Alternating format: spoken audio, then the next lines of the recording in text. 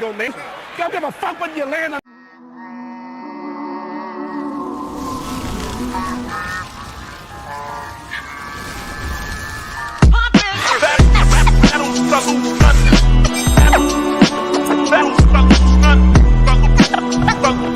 Emotion, I put it the harder I rock. We're better than you. We're better than you and you suck.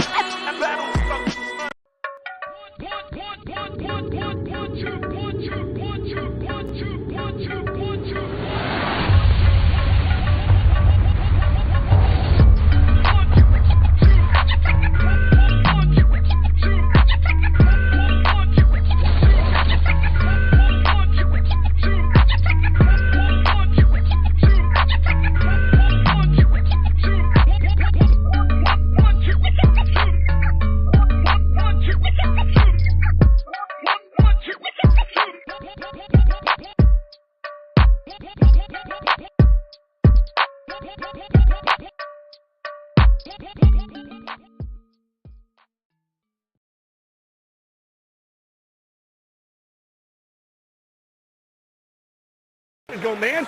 Don't give a fuck when you land or not. Just let him go. But you gotta let punches go. You got 3 minutes, man. You gotta fight. Man, listen. What the fuck was Benavidez doing? Like, let your fucking hands go, bro. Let your hands go. That 9th round, all I seen was him piecing fucking Danny up. There was a couple rounds early on where I just seen him. Like, he let his hands go and he just touched him with whatever he threw pretty much. And then every time he like hurt him or put him in a bad position for some reason, I don't know if it's just me. Maybe I'm overreacting. I don't know. But I watched the shit 3 times. I rewinded the shit. And I was like, I watched the 9th round.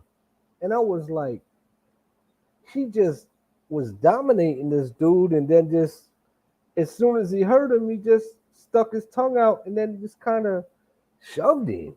And I was like, the fuck just happened? What? I'm sorry, y'all, man. You know, the 1-2 kid, people can say whatever they want about 1-2 kid. I don't care, man. I don't give a fuck no more.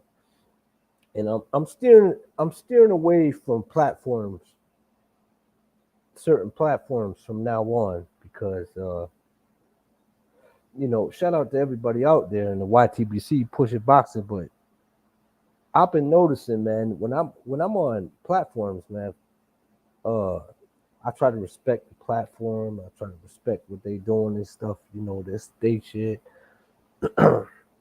But it's been repeating.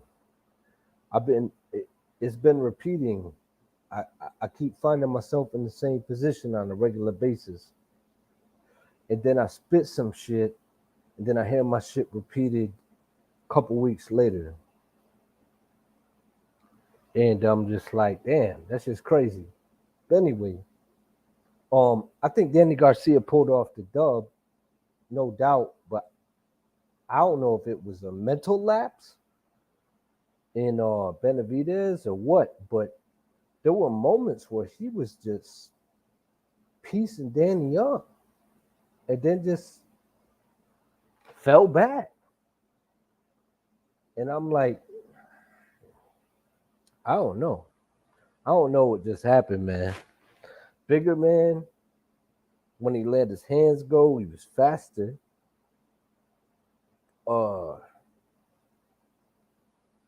But I don't know. Was it mental lapses? Was it like, what the fuck was I watching? I don't know, y'all. Y'all tell me. What was that? What's going on, boxing guy? What's going on, man? Yeah, Marta Machine. What's up, bro? What up, Hap? You know what? I mean, is it me or was that fight just like mad, like suspect? Like that fight was weird as fuck. Like dude could keep the distance. I seen dude keeping the distance, and then he just stopped keeping the distance and just let this dude on the inside. And then I seen him hurt Danny, and then just start clowning and start playing. And then when he had him hurt, he just kind of shut like, what the fuck was that? I don't know, man. I hope this shit ain't turning into NBA, man. I think Red is right, man. I be keeping it too real on YouTube. I don't do I entertain with my edits, but when I be on my lives, man, I just be letting y'all know, man. Like I know this what y'all be. Y'all didn't think that shit was suspect? Black and Brown, what's up? Yo, Black and Brown, did you catch my last one? You should have. Yo, man, I hope you caught my last video, man. I hope you caught my last one. That shit was dope. You should check it out. I think you'll enjoy it. Let's see, Hat. Like, did y'all see anything like suspect about that fight? Oh, it's your birthday. Happy birthday, Hat.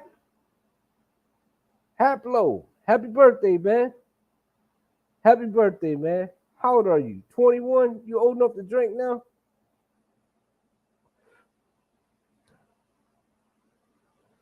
What's good?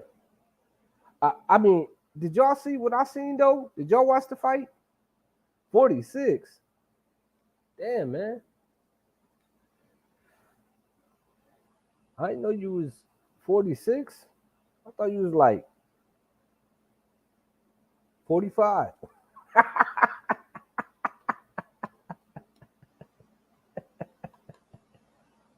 I just fuck with you, man. You got mad wisdom. Like myself.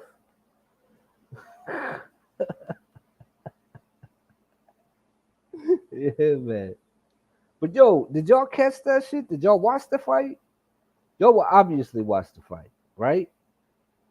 It was like the dude, I'm immune as fuck. That's why. Immune to a lot of shit. Me too, man.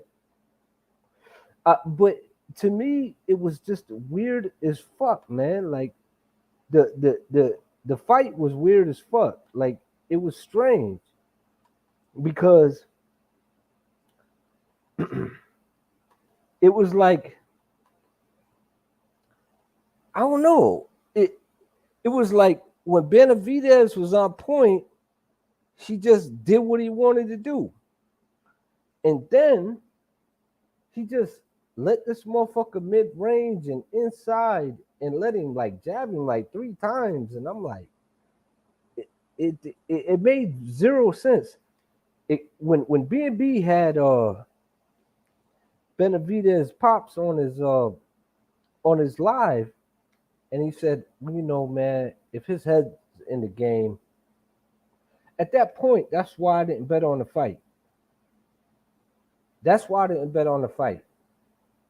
You know, so shout out to B&B because I probably would have bet on the fight because I was a little unsure with Benavidez's last performance.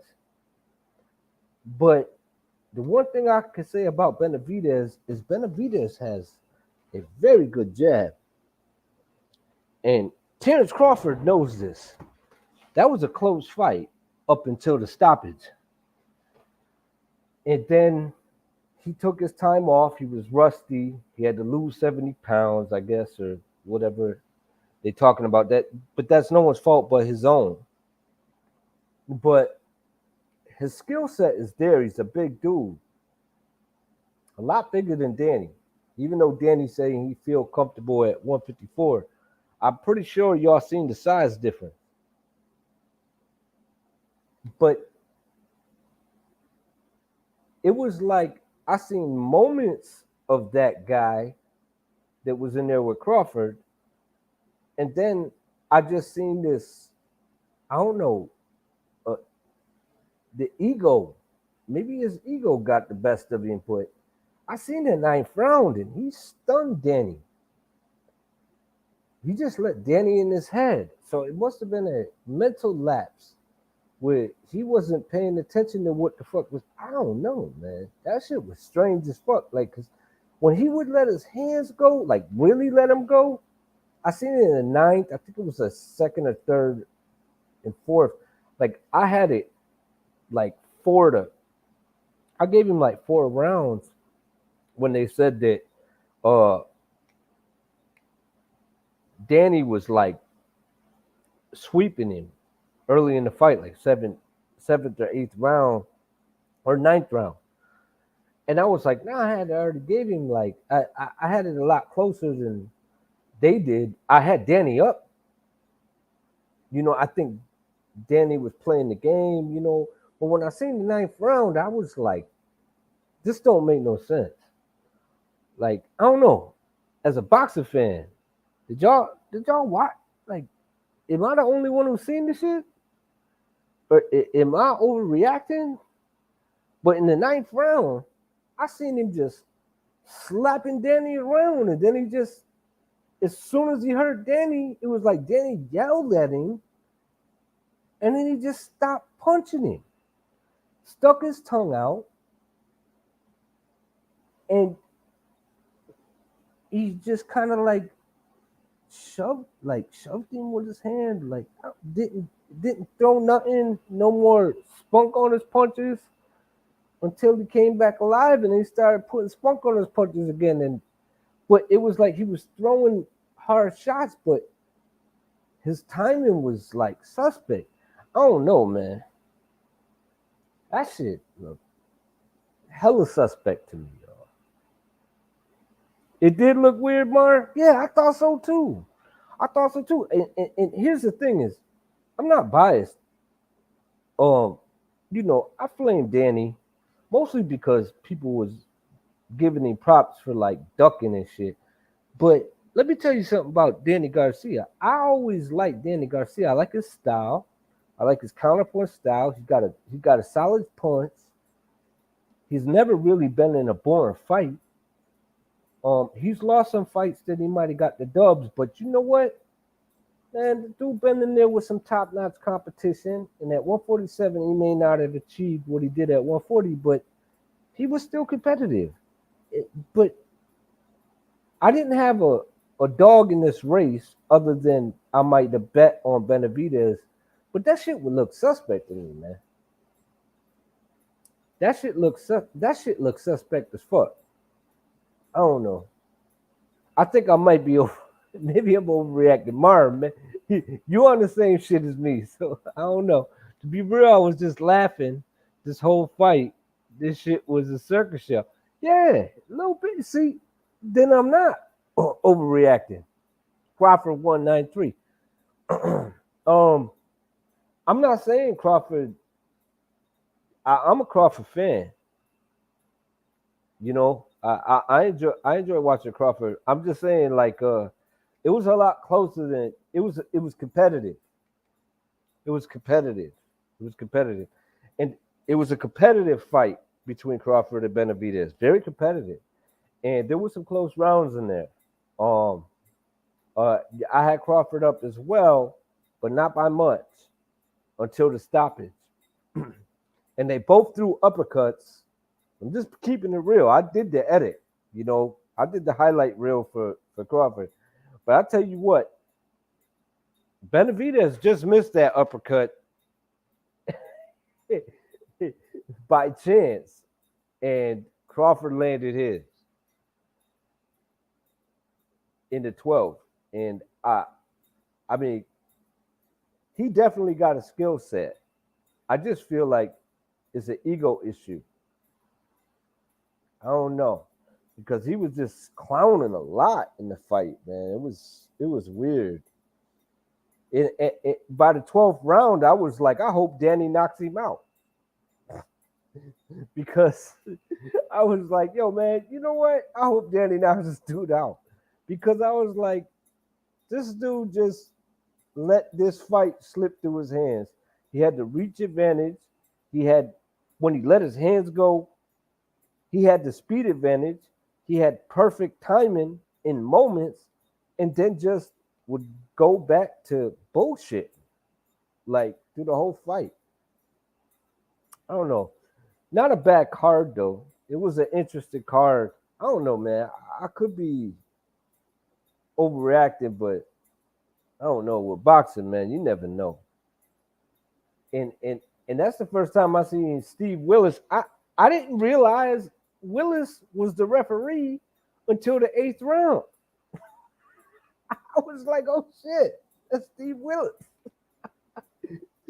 Like, did y'all see that shit? I was like, oh shit, it's Steve Willis. That's like one of my favorite refs. And then boom, there he was. But I don't know, man. I don't know. I don't know.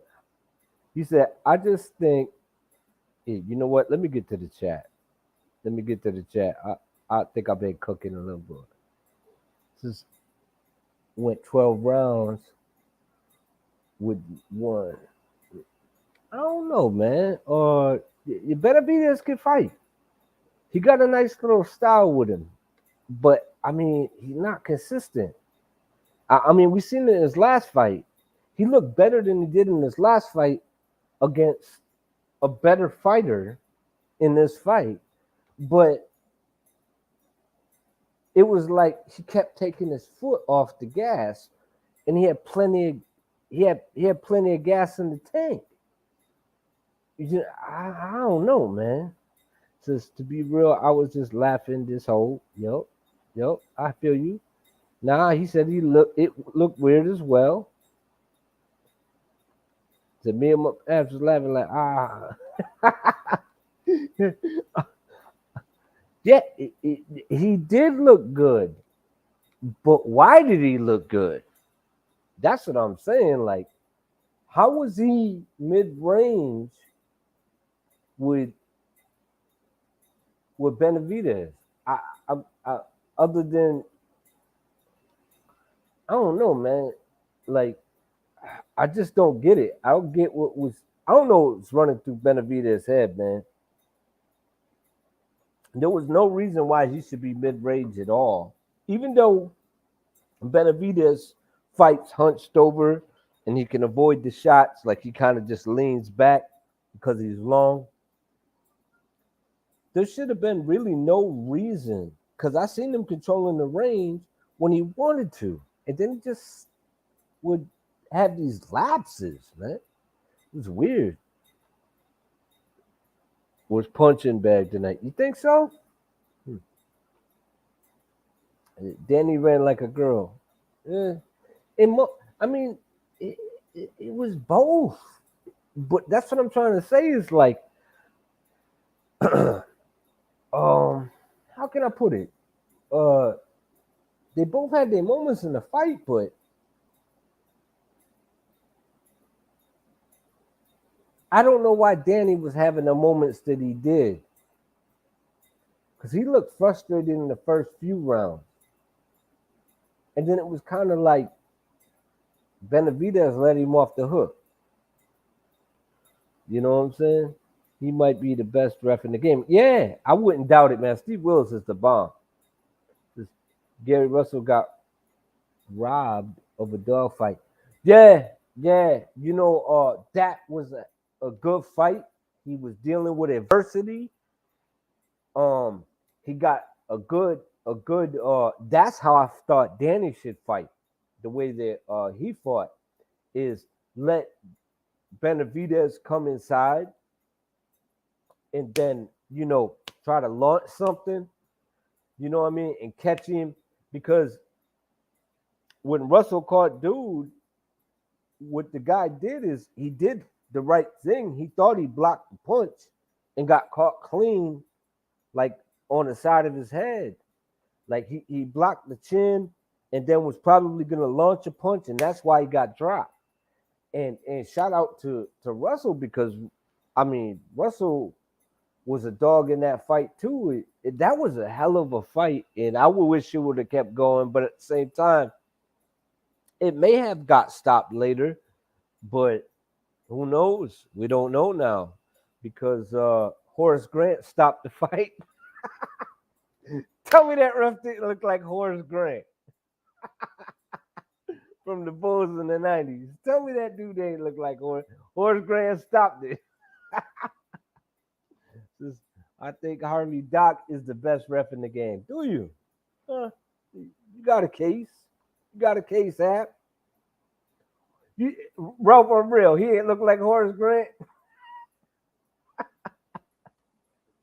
Tell me that dude didn't look like Horace Grant, man. He looked like Horace Grant, man. I think he did. Why don't you get up in here and chop it up with the kid? Stop acting like y'all better than everybody else, man. Shit. You know what I mean? I don't do that to y'all. I'll give y'all props. I'm going on your platforms and bigging y'all up.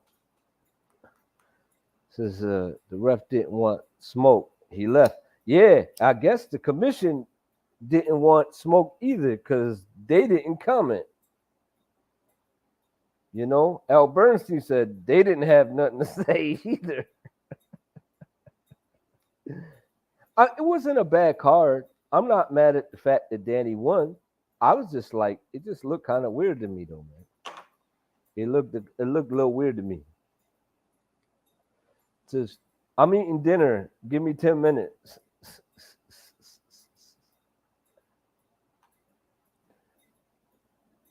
Yeah, he got up out of there. He got up out of there quick.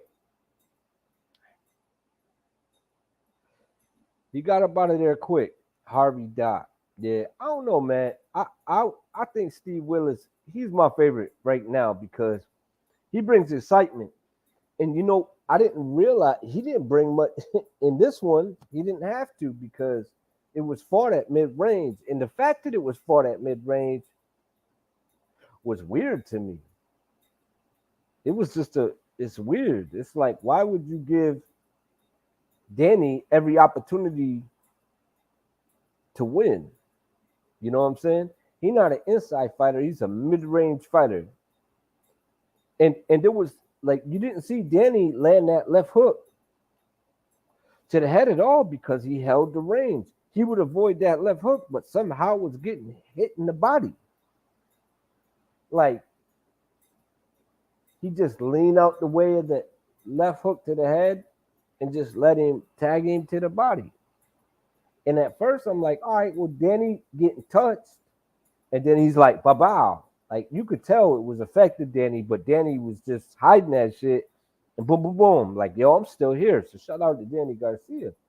But later on in the fight, he was just letting Danny tee off on it. I was like, what is he doing? Like, where's that jab at? What is that skill set that he had against Bud Crawford? Like, what the fuck? I mean, I know he lost the weight. I know he was a little rusty. That's why I ain't bet on it. And then, like what I said, when his dad was on B&B shit, he was like, oh, you know, if he's into it, he'll win. And I'm like, this only like 4 or 5 days prior to the fight. Like, that's not a good sign. I'm like, yeah, I'm not going to bet on this one. Like, if he was like, yeah, he been in the training camp, he looking fantastic, I might have put some bread on that shit. Shout out to his pops for keeping it real. Real talk. He might be the best ref in the game. I wouldn't doubt it. I think he definitely one of them, man. He a comedian too. He got another job too. He got like 3 jobs. Steve Willis, man. I'll tell you what, he one of the most exciting refs that you want to see in the ring because this dude, when he's in the ring, man, you're gonna have he having a good ass time. He's like one of us reffing a fight. But with the skill set to be, you know what I mean, to know what he's saying at the time. Because we could all say it because we watched as many fights as we did. But to actually be a referee, it does take skill. It does take skill. You know what I mean? But you got to give it to him. He enjoys the fight. You know, he's like, ooh, that motherfucker got snuffed.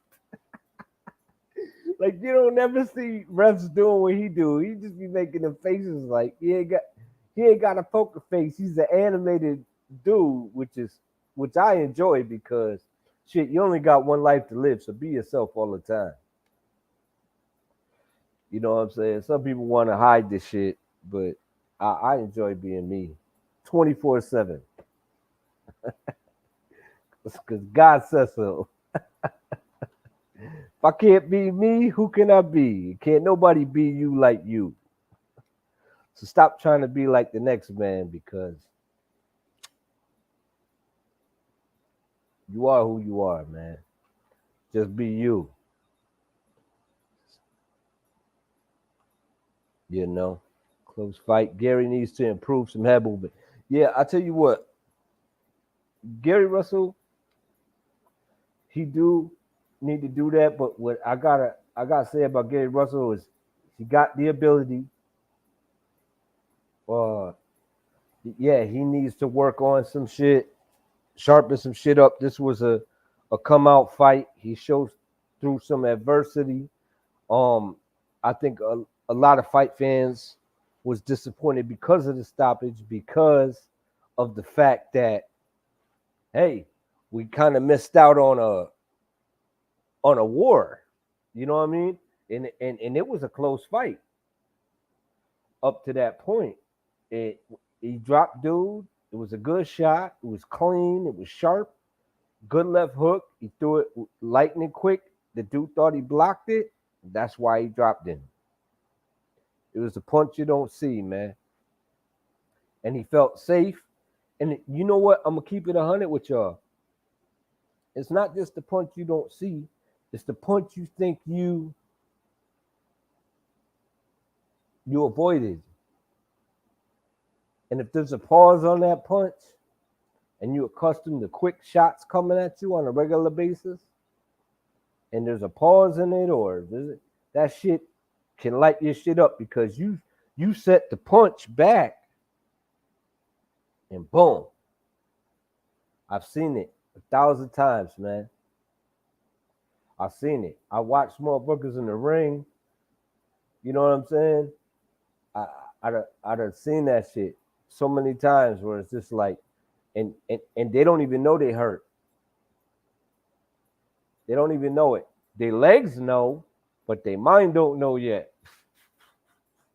Their legs like, motherfucker, fuck this shit, I'm out.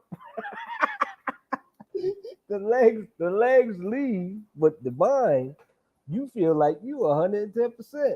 I can see it. Like, man, why you do that? Like, motherfucker, look at the Zab Judah or perfect example. Zab Judah and fucking Costa Zoo. He felt from his torso to his head, he was 110%.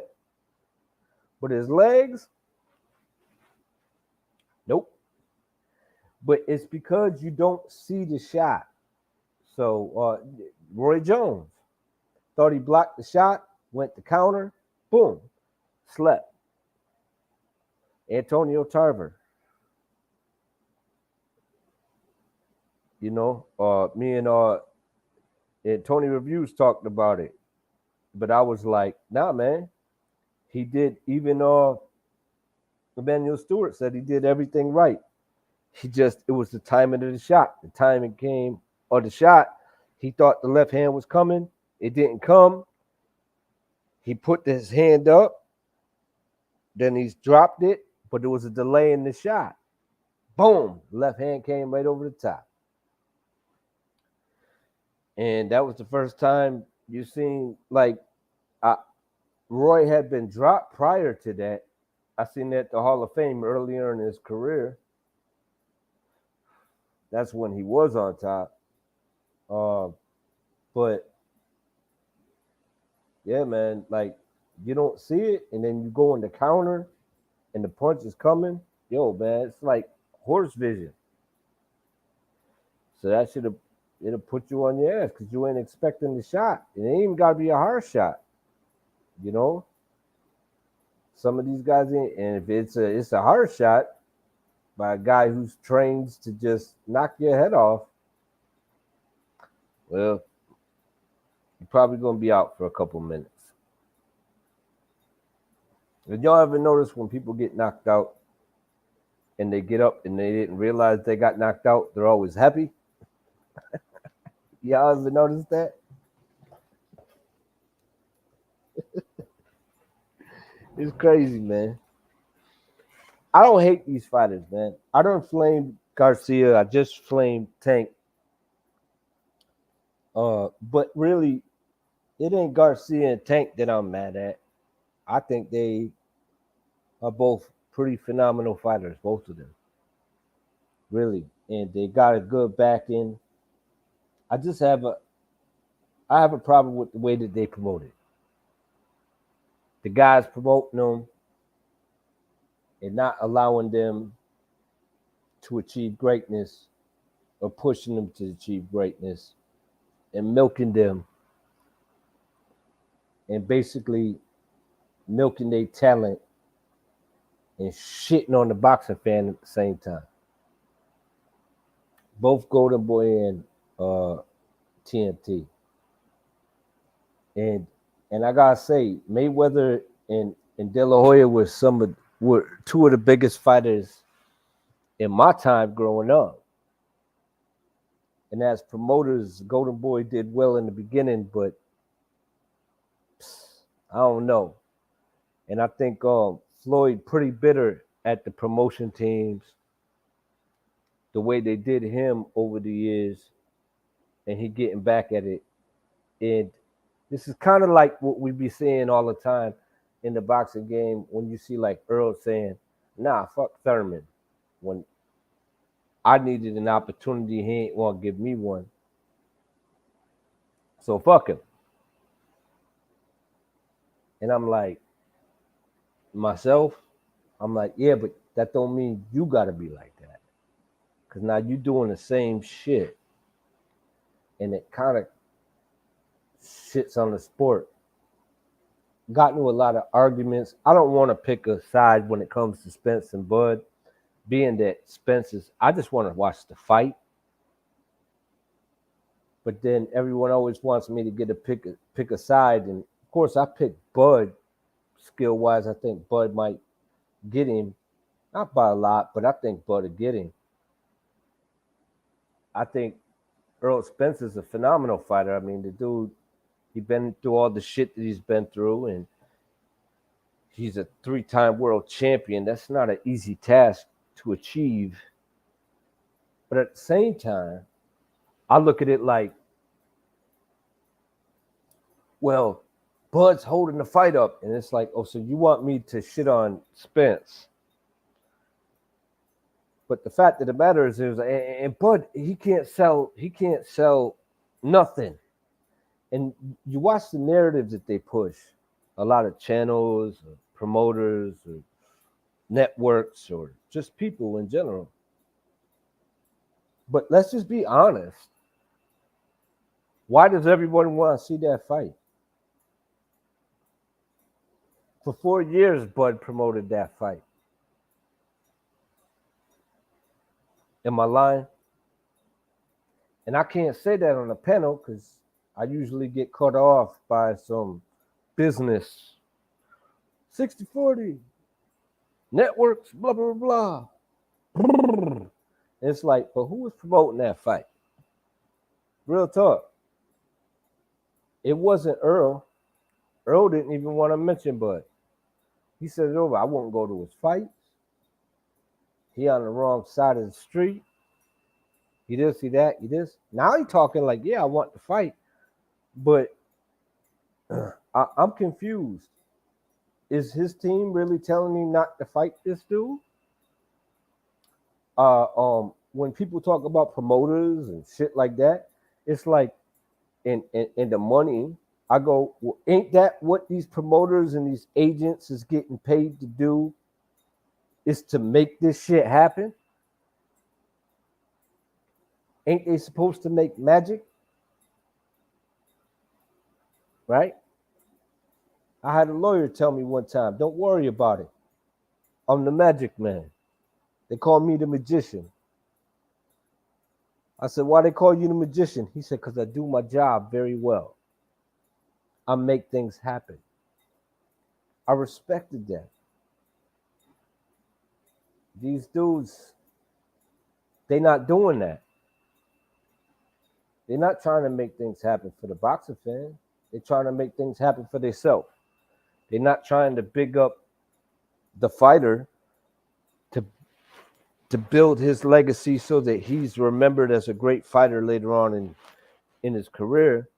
They're trying to fill up their pockets, and they bigging him up just to fill up their own pockets when it conveniences them.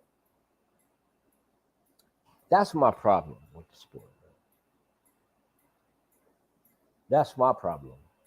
And that's being 110%. That's not like I know bullshit. I think these guys are talented. I want to see Benavidez fight guys. I want to see Andre fight guys. I would love to see Charlo fight guys. And then what throws the wrench in the game for me is the fact that Sean Porter fought Bud Crawford. What everybody else said, he on the other side of the street. This dude was with the PBC, and he fought him. So is it a choice? I'm confused. I don't know. I don't know, y'all. What y'all think? What y'all think, man? Y'all think that's what it is?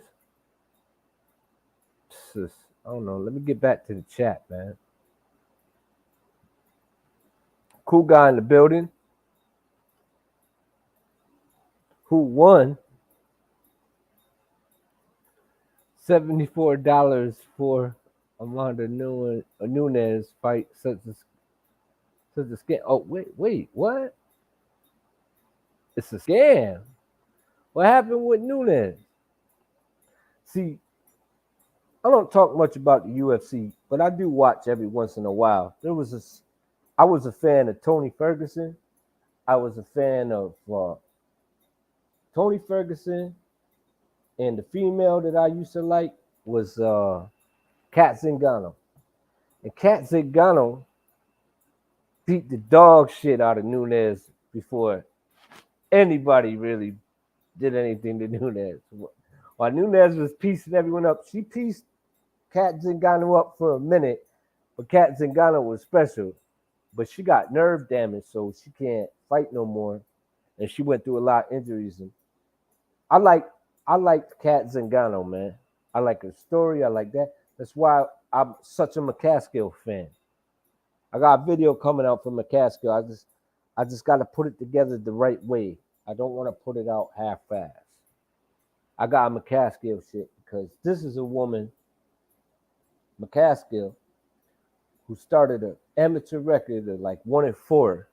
No amateur background whatsoever. 1-4. Kept it up.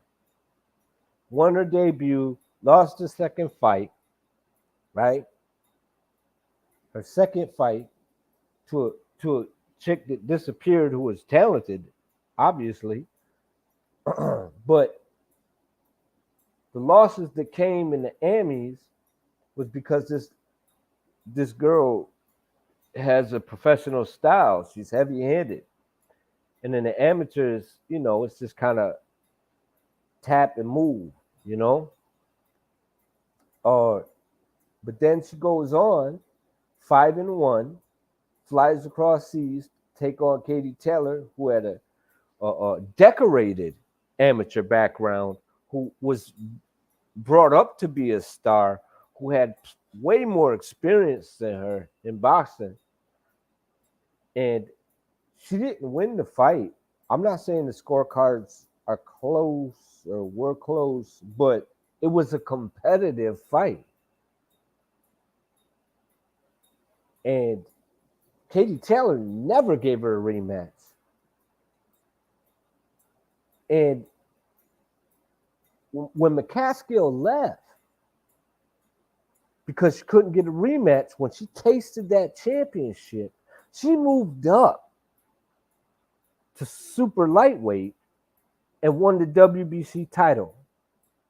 Then unified, I think it was the WBA. She got the WBA as well. then rematched the ex-WBC champion, beat her again, then jumped up to welterweight and beat the 36-0 undisputed champion. Not once, but twice. Then defended the title 2 times and still can't get a rematch with Katie Taylor. So when this woman tasted success, she just got more hungry. So shout out to McCaskill. That's why I'm a McCaskill fan. She's like a real life underdog story. She's like real life Rocky shit. I'm gonna do this video. That shit gonna be dope too. Watch, y'all see. Where everybody else talk about Baumgardner and like to me, pound for pound. I don't do pound for pound like that. But pound for pound in the female, I got McCaskill over Katie Taylor. Even though Katie Taylor beat her earlier in her career, because she's a 7-time world champion and fought in 3 different weight classes. And she's undisputed. And she didn't just win.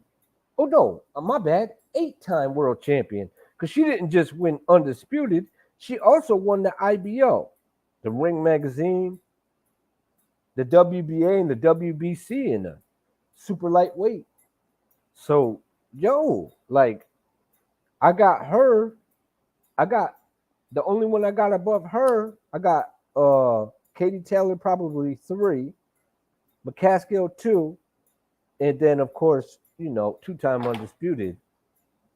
Y'all know who it is. They about to finally get that scrap on. You know what I mean? Y'all know who the GOAT is for right now, doing her thing. But I'm a McCaskill fan, though. I like her style. And then I got people really not even females talking like she ain't got the it factor. I'm like, the it factor? She's 7-time world champion. She fought Katie Taylor, the WBC super lightweight champion after that, fought the WBA super lightweight champion, then took on the undisputed champion at welterweight twice, who defended her title like, 16, 20 times, something like that. And then defended her title twice. Like, y'all sleeping on McCaskill. Y'all sleeping on her. It's still going. It says, no, later. It just ended. Who won? Charles D, what up? Anybody know something about relaxed fighting? Y'all ever fought while relaxed? Relaxed fighting? What you mean? Smoke a joint and fight? Mike Tyson did it. Nunes won. Was it a robbery? Let's see. Murder Machine, what up? Yeah.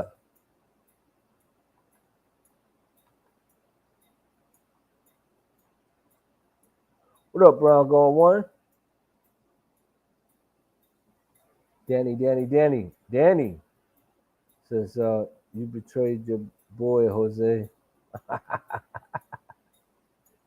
had Danny winning, Ralph. Who the fuck is Zingano? You don't know who Kat Zingano is? Oh, man. She the first chick to stop Nunes. That's who that is.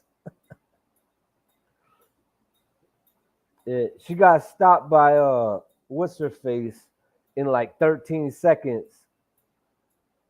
She got caught in a lock. She was devastated.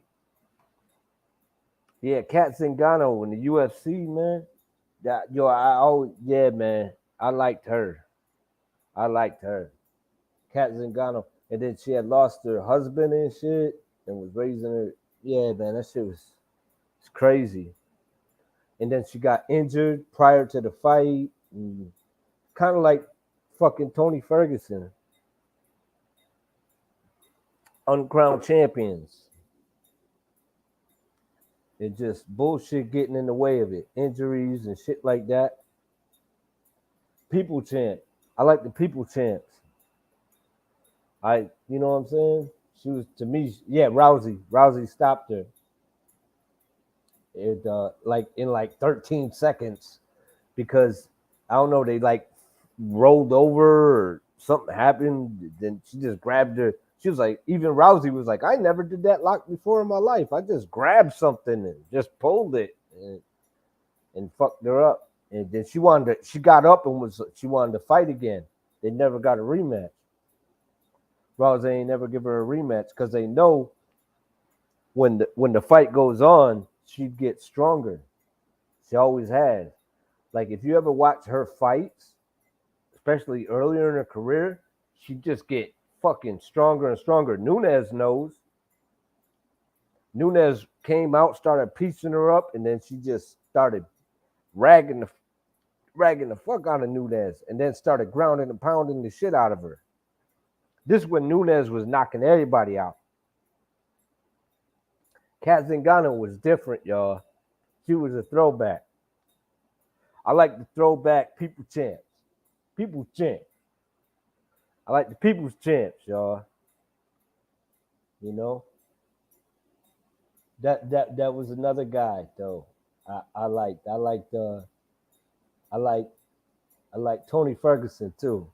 Even though he got pieced up in that one fight, that's because he was in the game too long, man. They ain't never give him his shot. That motherfucker, he won the title like, didn't he win it twice? And they kept stripping him and shit for random ass reasons. And he was supposed to fight dude like the dude who beat up Conor. He was supposed to Khabib. He was supposed to fight Khabib like 4 times.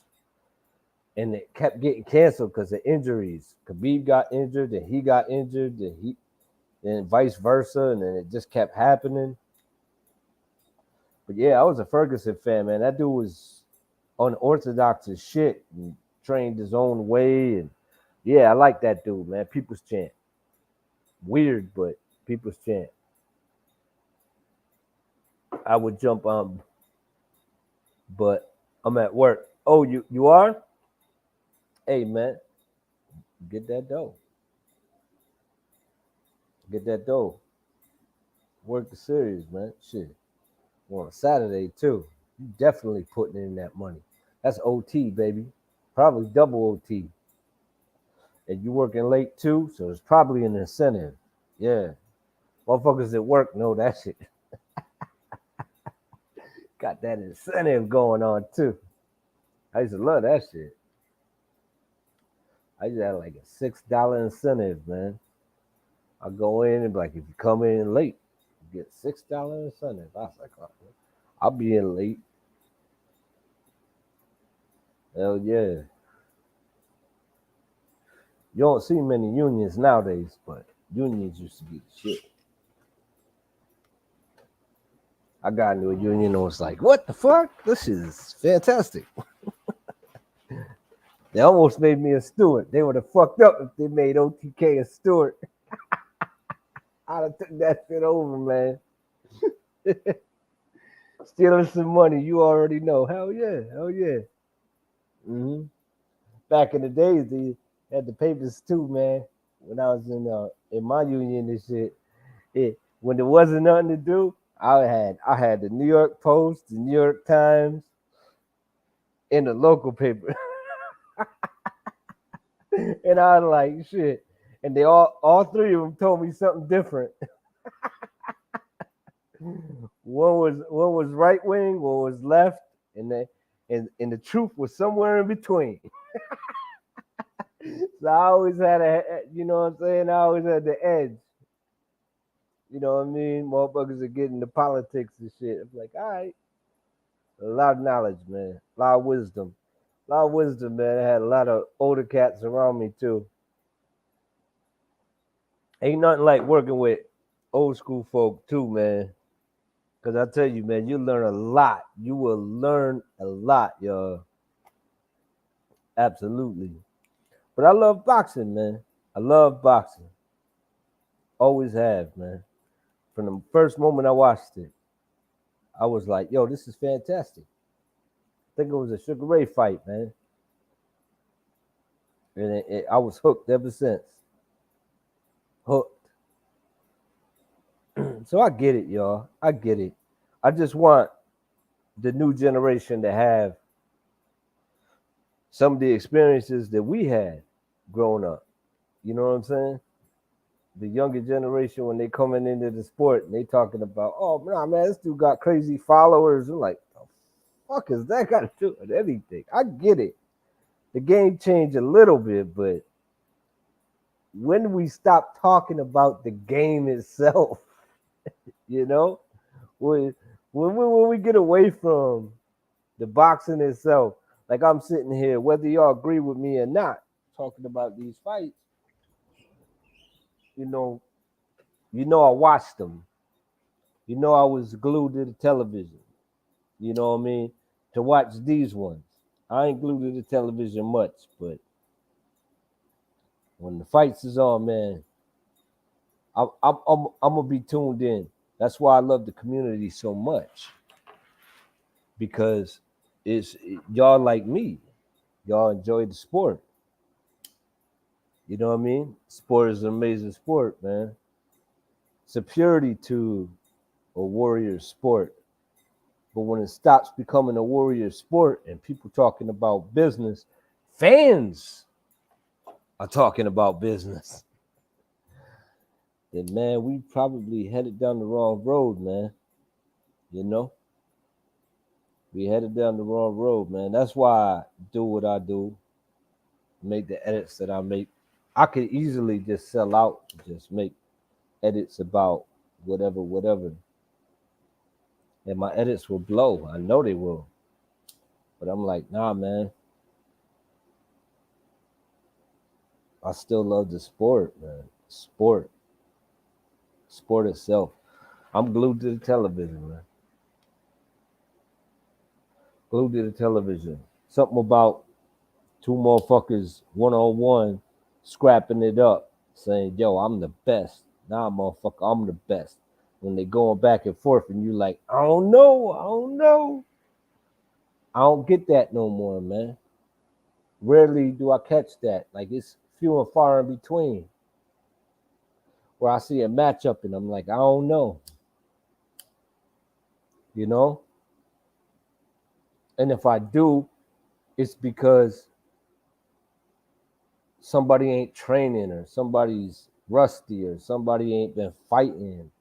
That's not the time that I come from. That was an afterthought. Like, you didn't even think about shit like that. Them dudes would go in there and just be like, they wanted to show that they was always in the gym. They always wanted to show that they was the best. You know, like, I'm better than you. And even if they didn't feel like they was the best, they'd be like, yo, I just take on anybody. You know what I mean? Shout out to the man who Glenn Johnson, best line I ever heard in boxing. You know, some people say, yeah, I think it's you know, there's a couple different lines that people say, you know, like when dude said it to Roy, like, got any excuses tonight, Roy? Nah, man. Best line I ever heard was, I'm not the best. I'm just here to fight the best. And all those who claim to be the best and the media says they the best, I'm here to fight them all. I'm not ducking or hiding from no man. That's why it's the opening statement on my motherfucking, on my fucking edits. That is the essence of boxing, y'all. Stealing some money. Yeah. I don't know, man. That to me is what it's about. All this other shit is light work to me. I mean, if y'all making money talking about that shit, big ups to y'all. I'm just saying though, in the long run, the long game, y'all, y'all, y'all low key shitting on y'all shitting on the sport, man. You're gonna watch the sport die. Talking about business and shit. These dudes get paid top dollar to deal with that business. Top dollar. Believe that shit. They get paid top dollar and they like, man, I don't know, I can't do nothing. The budget's this, the budget's that. You got fans talking about, well, they got to do this, they got to do that. They get paid off this, they get paid off that. Like I tried it for a little bit. I got caught up in this shit for a minute. Man, I'm done. I'm done talking about that shit. I'm done shitting on fighters. Instead of shitting on fighters, I'm just gonna big up the top-notch fighters, man. The guys that got that grit. The guys that want to be the best. The guys that are willing to take the chump change to make the big change. The big change into becoming going from a contender to undisputed like Devin Haney. The PBC promoting Jamal, Tank, pumping all these dudes, yet you rarely hear Jamel's name. Why is a guy as talented and as hungry as Ortiz with Golden Boy? Why is he third, fourth in line when they promoting? You heard it yourself. Ryan ain't trying. He like their number one guy. He don't even care about titles. Munguia, I don't know if it's the promotion of him. He's a decent fighter, but name one big name fighter that he's faced in his long career. And that goes for Zerto as well. Like the way people move to nowadays is funny to me. You take a guy like Zerto sit here talk about how he gonna piece up Bivol giving him that championship work at light heavy, working with him. And that's gonna be the first dude you going at it. I get it. Like it's a sport and it's every man for themselves, you know what I mean? I get it. Ain't no friends in this business. But why the first one you gonna go after is the first motherfucker that's working with you? And I'm not saying that, you know what I'm saying? I think it'll be a good fight. I'm just saying, like, I don't know, man. If a champion came into my gym and gave me work and I had an opportunity to fight another champion before him, I wouldn't put that on pause. Like, that's suspect. I don't know, man. I'm not a fan of that or moving like that. You know what I mean? I'm not a fan of moving like that. It's just different. I guess I'm just different. I don't know. Just strange. But at the same time, he a champ. You in the division. Yeah, I get it. You want to fight him. But you passing up. And he did. He passed up the title shot against Benavidez. But now the WBA ordering this, and it's what he wanted. So I guess he's going to get it. Now, you either going to have a bigger guy beating up on a smaller guy, or you can have a smaller guy running circles around a bigger guy. We shall see. It's going to be a boxer versus a brawler. Good matchup, boxing match. I'm just saying. I don't know. Just a little different to me. But it's a sport, and it is what it is. My whole issue is These dudes want championship money, and they ain't even going to the playoffs. They ain't even going to the playoffs. They talking about you got contenders ducking champions. Unheard of. No one's talking about that. You got people talking about they want to be undisputed, ducking belts. Unheard of. But people want to talk about the business. If I got the IBF, I got the WBA, I got the WBC, and WBOs out there, I gotta get that WBO. Nah, man, that WBO don't mean nothing. You got contenders like belts don't mean nothing. I made it all the way to second place. Belts don't mean shit. That's funny to me.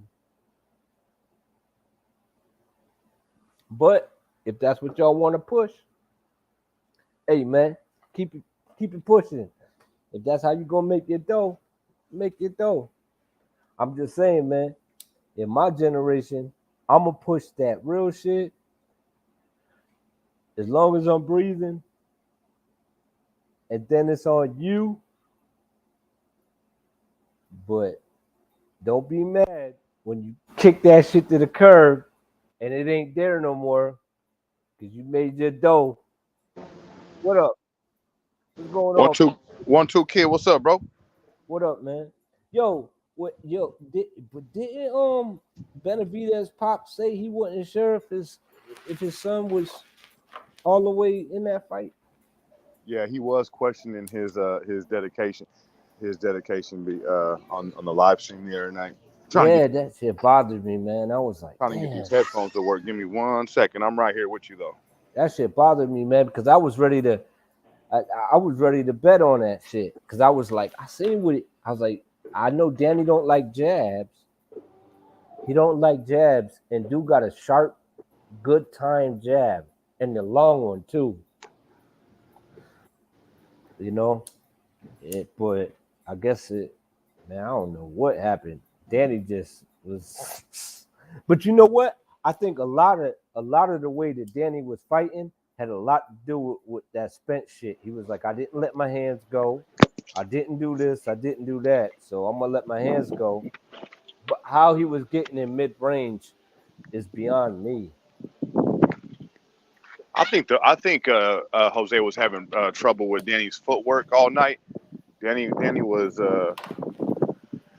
was showing great footwork, if you ask me, all night, man. He was getting in, he was getting out, and then sometimes he would stay in the pocket, and he was using good head movement, good movement at the waist, dipping down. So Danny showed a lot of different things on defense tonight, and I think it had Jose all fucked up. And then you want to know what, too? I seen 1-2 kid is early in the fight, Jose was letting his hands go a lot. And then Danny was countering. Danny was on point with his counters. And I think that forced Jose to put his gloves in his back pocket. He stopped throwing punches, bro. He stopped throwing. After the first round, he didn't throw no more punches. But you know what, B&B, you know what I saw? I saw when he would use the movement or he back away, I see Benavidez start clowning like, yo, come on, let's fight. And it's like, why didn't you follow him while you was gesturing and sticking your tongue out? You know what I'm saying? You could be cutting the ring off. I'm having some. He wasn't even trying. It was just like, I don't know, man. He would just like pause and just he like when he was letting his hands go. He did it in the few rounds that he did.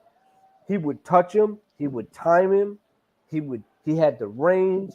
Danny couldn't get the counters off.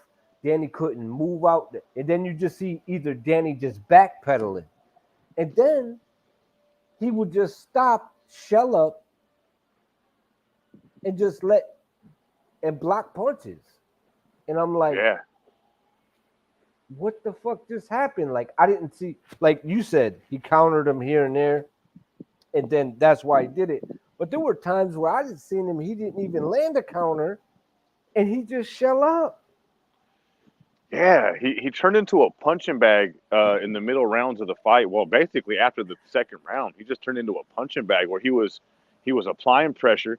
He was the more aggressive puncher. I mean, the more aggressive fighter, I guess, with coming forward, he was a more aggressive fighter, but he wasn't throwing nothing. There was no effective aggression. It was just aggression with no punches, and you were walking right into Danny. And then I don't know, bro. Danny was just too good on his feet, and Jose just don't got it. Jose just don't got it, bro. Like no footwork, no head movement. He has all the heart in the world, and yeah, you're a tough motherfucker, bro. You can sit there and take punches all night long, but that's not the name of the game, bro. The name of the game is boxing, and you're losing round after round after round, and you're sitting here taunting them and shit, sticking your tongue at them. But that ain't winning you the fight, bro. You know what I mean? The judges, right. That's why I was like in the 12th. I was like, yo, man, I hope Danny fucking catches him because now I'm pissed. I'm like, yo, I hope Danny gets him because I don't hate on Danny. I'm just like, but this dude just kind of like, I don't know, man. When he wanted to do something, he did well, and then he just, I don't know, man. I don't know if it was his ego or what. Like it just looked weird to me, because when he was on point, it was easy, and then he would just not do nothing and just get pieced up, and I'm like, what the fuck? And it just let dude come in. Dude, he stopped jabbing. He stopped.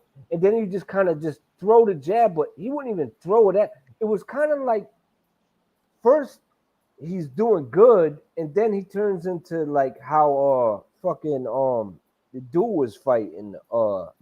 Who's the super middleweight from New York? Super middleweight from New York. Which one? Yeah, which one? everyone's been flaming lately. The Puerto Rican dude. Oh shit! I'm trying to think. The young kid. Who? Not Morel. No, the young kid. The young kid that was knocking everybody out, and then he been having trouble. Berlanga. In Berlanga's last fight, he wasn't even trying to time any of his shots. He was just throwing them. And that's what I'm trying to say is he would show perfect timing in moments in the fight and then not do anything. He hurt him. He would hurt Danny and then just stop punching. Yep. I was like, this is weird. No, man. You're right, bro. No, you're right, because I was watching the fight and I did a little bit of commentary on the fight. I was live, and that's exactly what I was saying. He would have success in spurts and then never follow up.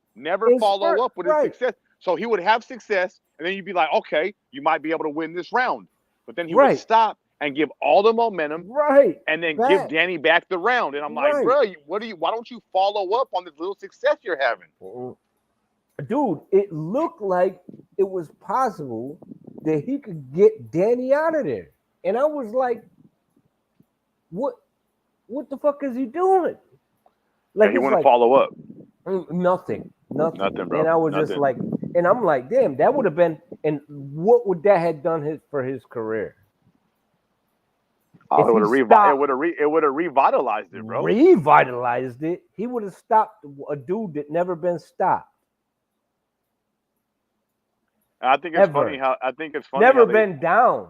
Hey, 1-2 kid. I think it's funny how Danny wins, and then they're talking about Tony Harrison. They're talking about a Keith Thurman rematch. They don't say not one thing about Sebastian Fondora. You know what I'm saying? Not one word, bro. Or Charlo. Yeah. They're like setting up another like fucking. I don't know. I don't even know what you call it. What do you call it? What do you call a fight like this? Like this is what it is though. They setting it up another bullshit fight. Yeah, that's what I'm saying. Like a journeyman versus a journeyman at this point. Like, were you gonna do it again? Keith Thurman versus Danny Garcia? Hell no, that's meaningless. It's a meaningless fight, man. Fight somebody that you know what I have a problem with? The whole fucking what is it? Eubank and what you call it? Conor Ben? Well, Ben, yeah. I'm like, why? For what? I'm like, I agree. They're both like on the up. They're both on the upslide, like they going up. like in their divisions, why fuck it up with because if Conor Ben wins, which it probably ain't gonna happen, but if Conor Ben wins, okay, yeah, great. But the chances of him beating dude is ridiculous. And if dude beats him, then what? He gets no props. He It's gets no like, props. He gets no props, and you're basically giving Ben away. yo, What? Ben, yo, it's like, yo, if you're gonna take a risk like that, can we see a Conor Ben in a Boots? Can we see a Conor Ben in a Ortiz? Can we see a Conor Ben in a Keith Thurman? It's like if you're going to roll the dice on fighting a fucking super middleweight, you're out of your like. But 1-2 kid. But didn't their dads fight? Yeah, but Oh, I'm just saying. that's what But it is, bro. That's right, what it is, right. bro. But I'm saying, but why? Who gives a fuck? Probably UK, Maybe UK guys, maybe probably. later on down the road, but not this soon. Like I agree. it's like why like the promotions is so backwards now. I'm like, yo, if this dude, even if he fought, who's the Russian kid in the welterweights? Stanionis? Stanionis. Yeah. Stanionis and Ben would be a huge fight. Like let the undefeateds scrap it up. And that's what I'm trying to say is like, yo, look, if Spence and Bud fights one of these young guys before they fight each other, they promotional team should stick their head in the toilet and flush that shit. Like on a regular basis. That'd be the dumbest shit you could do. You got a perfect fight lined up. There's nobody left. Manny's gone. Let the young dudes establish themselves as the number one welterweight. Let these dudes fight in the 1, 2, 3, whatever y'all want to do, and then move up to 154. The winner and the loser are moving up to 154. And who cares? You know, neither one of them. I don't want to see either one of them fight Danny. Like I want to see him go for it. Like Bud talking about fighting the undisputed champ. But is PBC gonna even allow it? Like it's like he can't even get a shot with Spence. It's been fucking 5 years. Like, get it done and over with. Work that shit out. I don't give a fuck about the business. Well, it's about business and they need their money. They both gonna make money. And here's the whole point. Since when did motherfuckers start talking up until recently about how much you made? If I make 5, 10, 9, $8 million, I'm like, oh shit, $8 million. Well, he's making 15, so I'm not fighting him. That doesn't even make sense. If it's the most you've ever made, why are you sharing that? If this dude makes 15 and this dude makes 8, why is it the next man either or whose business it is that they're making that amount of money other than you make your money, you get your shit. You know, you could even have a contender make more than the champion, right? But if they don't know and they both making bigger bucks than they ever made, if they ain't sharing the information, what the fuck does it matter? The fight got made. They both came out on top. You know what I'm saying? No, you know what? You know what's also 2-1-2 kid is that exactly what you're saying. They keep talking about, oh well, Bud, only his career high is this, his career high is that, and it's like I don't know who's putting them talking points out, but for some reason they're not talking about how much this fight is worth. They're talking about how much Bud has made in the past, and oh well, he only brings this to the table. Bruh, who cares? We're talking about this fight. We're talking about the welterweight undisputed match between Bud Crawford and Earl Spence. It don't matter what Bud made before or how many people watched him before. How many people are going to watch this fight? What's the revenue when it comes to this fight? What is this fight Right. going to generate? They don't talk about that shit. Right. But when Canelo fights, though, they'll talk about how much that fight is worth. Oh, that fight's worth $50 million. But when this fight, they would talk about other shit. It's weird, bro. The talking points are weird when it comes to this fight. Yeah, I'll put it like this. When the opponent is perfect, y'all both make out better than you ever did.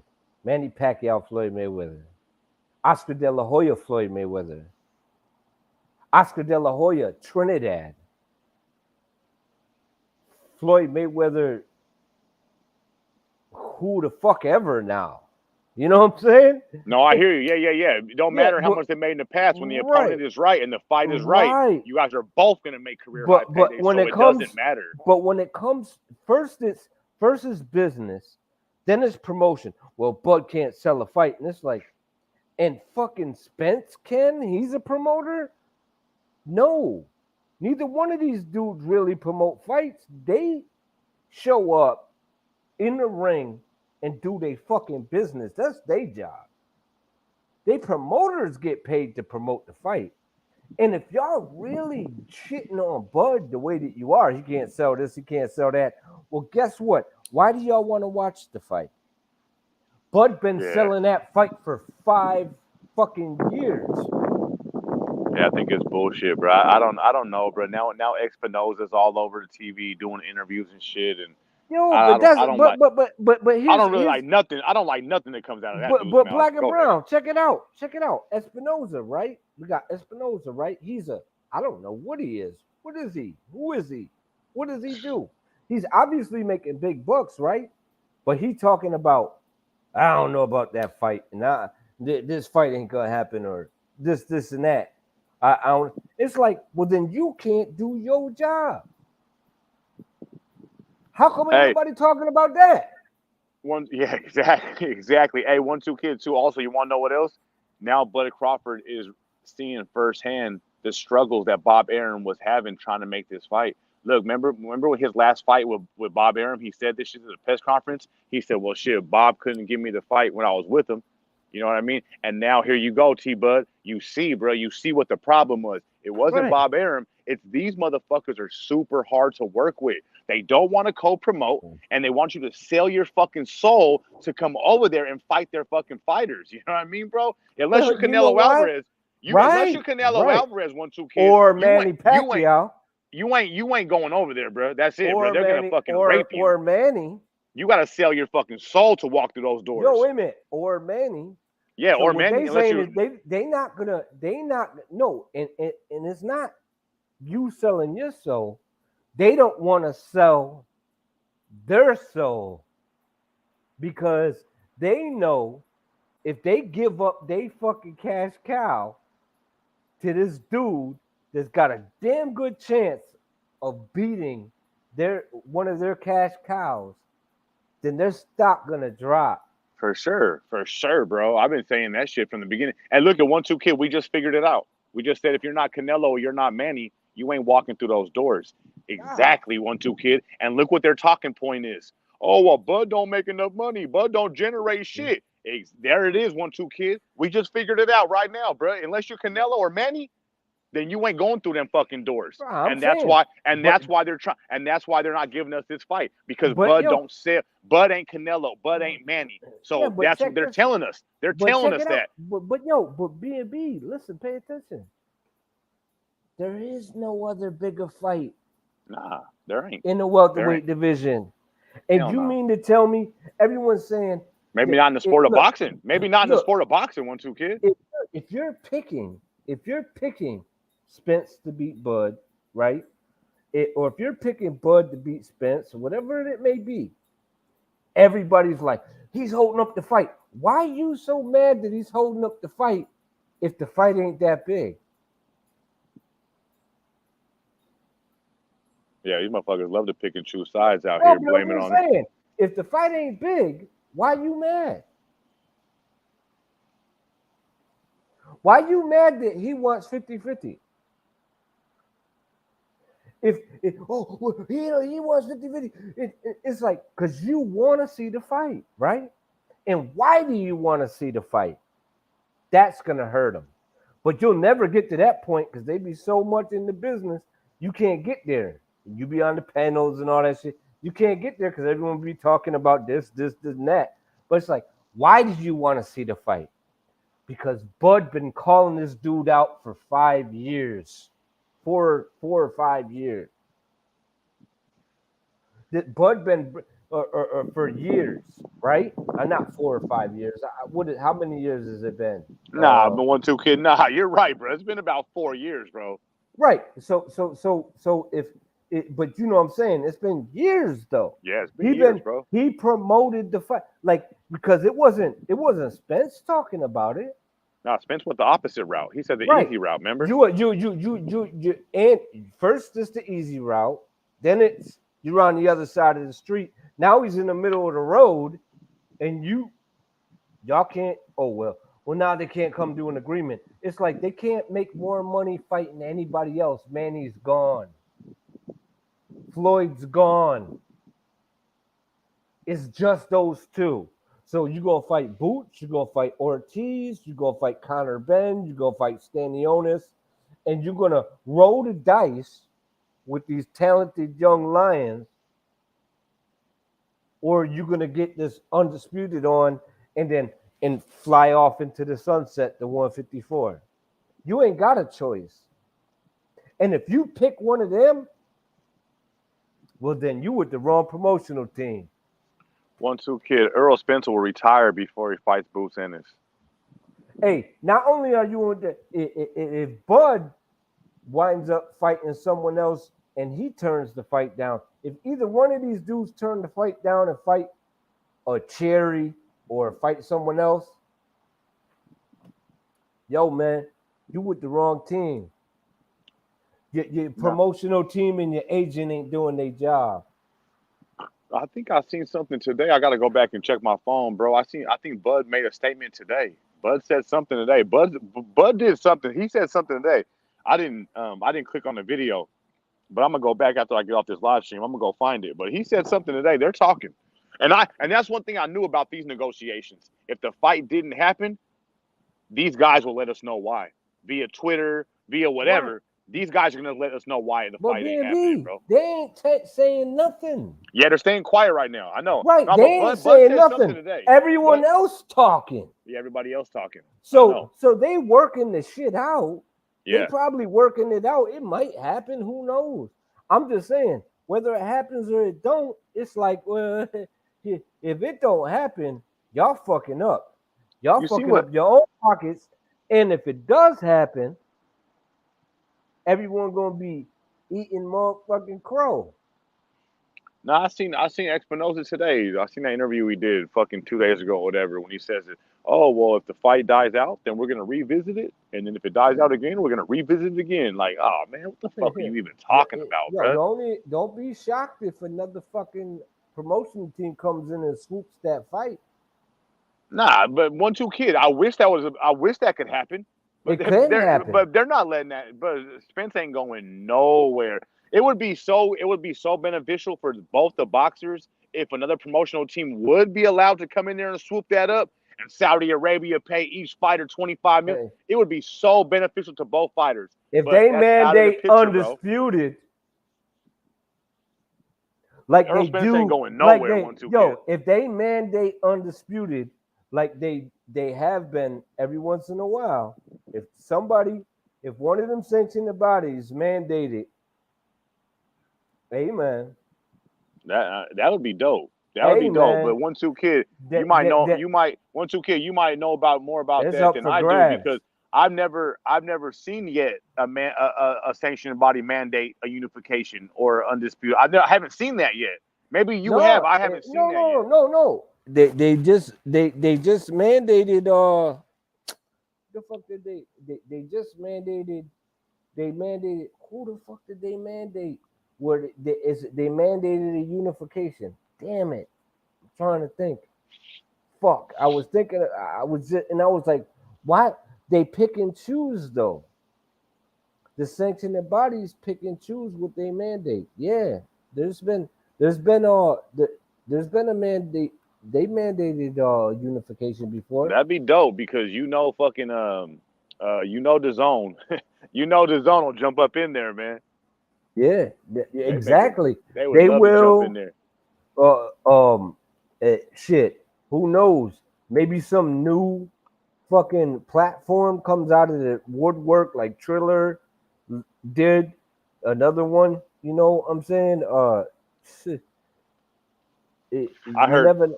I heard You someone never know. talking. I heard someone like talking for Espinoza. I don't forget what channel it was. I don't know what channel I was watching, but someone said you can't expect them to lose money. That's not the way shit works. And I think to myself, hey, bro, the zone's losing money all the time.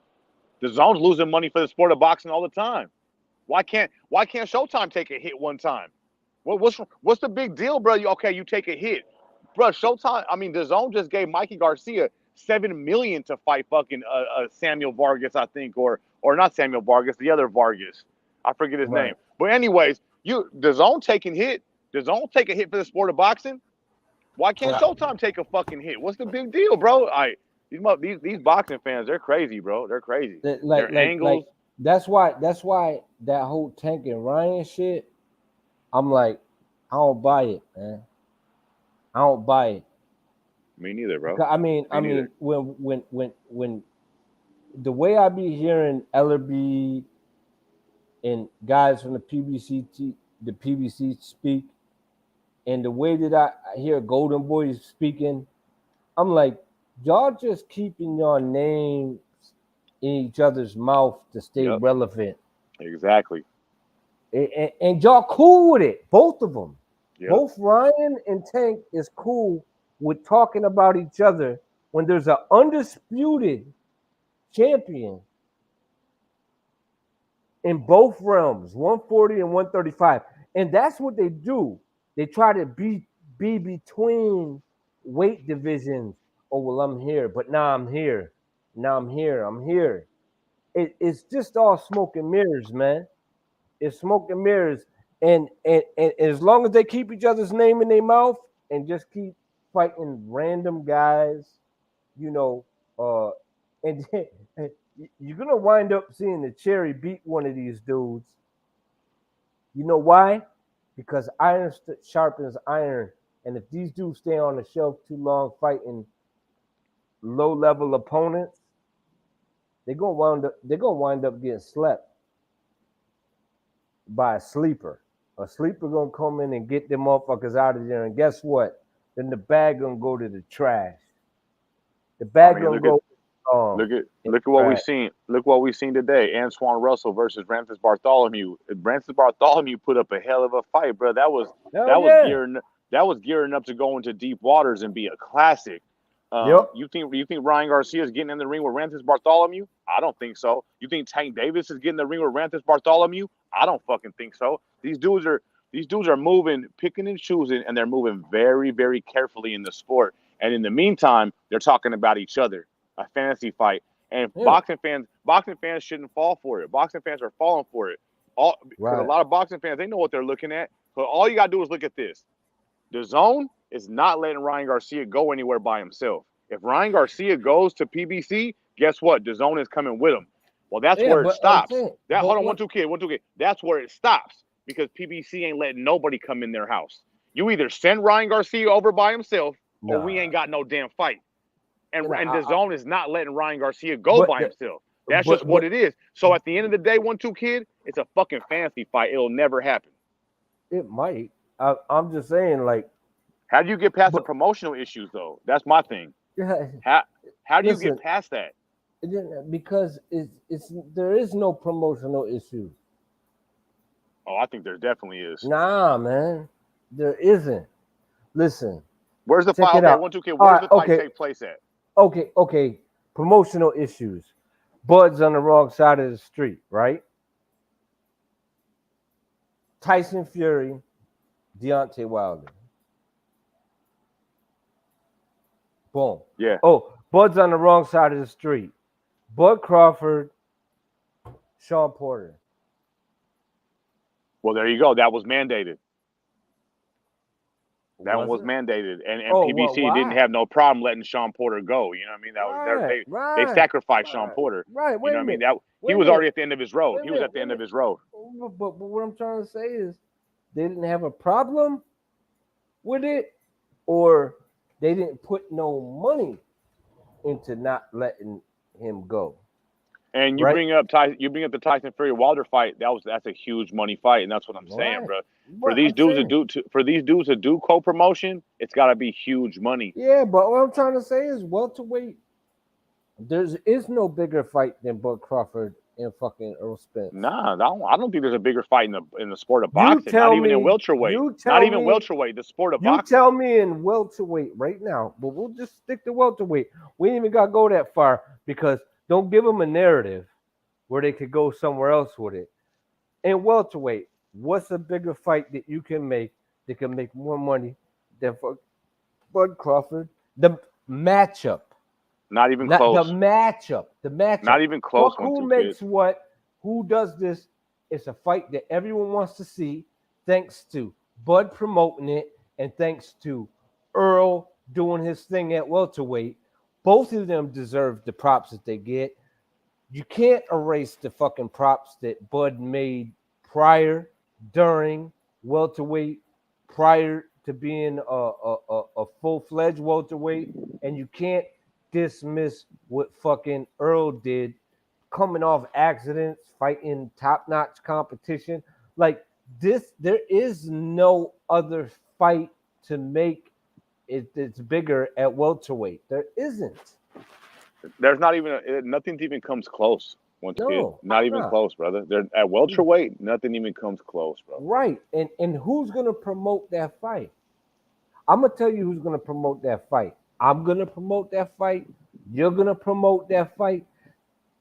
Fucking UGC is gonna promote that fight. NBBC is gonna promote that fight. The whole fucking LDBC is gonna. They've been already. They've already been putting the work in. Everybody's gonna promote that fight. Everybody. And they all gonna pick their side, whatever it is that they do. But I'm just saying, everyone's gonna push that fight. And now guess what? Each one of them people, right, that's promoting that fight, and each one of them commenters on the motherfucking on YouTube that be in the chat, that all the hardcore fans that be in the chats that want to hear this shit. Guess what they gonna do? When motherfuckers bring up boxing, they're like Bud Crawford and Spence fighting, and you think they ain't gonna push it? They're gonna tell about 10 people each. Now, how many motherfuckers you be having in your chat? Anywhere from like 15 to 30. Right. And then you got all the big channels in the YTBC from fucking Bruce Vane, IBFP, fucking everybody in the LDBC, fucking everybody in all over. You know what I'm saying? All these big channels is gonna be pushing this shit and talking about it, and each person gonna tell about 10 people. I got people that call me up 24/7 and go, "Who's fighting? Who you got in the fight?" Like 20 people call me up and ask me that. Friends, family. Yeah. What you doing? You know what I'm saying? Yeah. Now I'm promoting the fight. Not to mention my edits. Not to mention that I'm on your panel talking about it. Not to mention you're on my panel talking about it. Not to mention you know what I'm saying? Yeah, everywhere. Yeah, word it's like of a spider mouth. web. Yeah. So when they shit on YouTubers or they shit on, and some, I get it sometimes, you know what I mean? But when they shit on us, it's like, yo, we promoting your shit. Yeah, that's a fact. A12 Kid, man, I gotta jump off of here, man. I appreciate you, bro. I like talking boxing with you, man. It got late on me today, though, man. I don't know what I'm gonna do right now, Tend bro. to your business. Yeah, I might be live. I'm about to cut off too. Check for me. I might be live. Yo, here. I don't know. wait a I minute. gotta clean my kitchen. Wait a minute, though. B&B, you ain't checked my last video. I watch all your videos, bro. You ain't see my last one? Shit. Yeah, I think I did see it. Yeah, What is it? the one with Chad Johnson on the cover. Nope. Oh, you made another one? You gotta watch it, man. You I'm gonna watch brought it it right up. now. You brought it up, and Uh, and I already had it. I already had it in the oven. I'm gonna go watch it right now, real But quick yeah, while you I clean gotta my check it, kitchen. man. Yeah, All right, you one, two, gotta check it kid. out. I'll holler at you All right, later, man. bro. Later, man. Yes, sir. Yo, shout out to Charles D. Shout out to Marta Machine. Shout out to everybody that came through. Just 1-2 kid kicking it about boxing. Yo, I love the YTBC. I love boxing. And I love talking this shit, man. I love talking about this shit because I know deep down y'all feel like I do. And if y'all don't, let me know.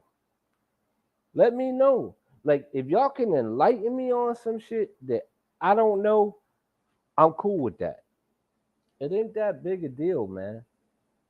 I don't hate motherfuckers, man. Life is too short to be hating motherfuckers all the time.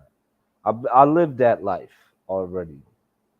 I'm bigger than that, older than that. It's whatever, man. It's whatever, man. And you know, smoke. I ain't afraid of smoke. I ain't afraid of fire either. I stay in the flag. It's the 1-2 kid, and yo, I'm signing out. Shout out to the THC. Y'all down? Y'all here with me? Y'all THC. You know what I mean? And shout out to the UGC, the underground community, man. You know what I mean? That sparked the flame that I had. You know, the lightning that I had. You know what I mean? Shout out to the UGC. Shout out to Charles D. Shout out to B&B for swinging through. Shout out to fucking Reg Love Militant. Shout out to Black Horseman, Mr. Consistent when it comes to the YouTube channels. Shout out to fucking Iron Kong. We ain't heard from you in a minute, man. You need to drop something. Shout out to all you guys in the chat as well, man. You guys have supported me so much. The list goes on and on. Please don't feel, you know what I mean, slighted because I'm not saying y'all names out like that because you know I'll be dropping y'all in the videos, all up in the videos. I got nothing but love for y'all, man, because it is awesome to have a place to go to in the YTBC, which is the YTBC, and talk this boxing. Whether I like what you're talking about, or I agree with you talking about, or I don't, it's nice to know that boxing still lives. You know what I mean? And I ain't mad at these other sports. It's just boxing, man. That's my passion. That's my passion, y'all. But this the 1-2 kid signing out, and thank you. Thank you for always supporting the 1-2 kid, and thank you for loving boxing like myself, man. It's just a hell of a little world, man, to chill in and rep this sport, man. This sport that's alive and well. It's 1-2 kid, and I'm out, y'all. Peace.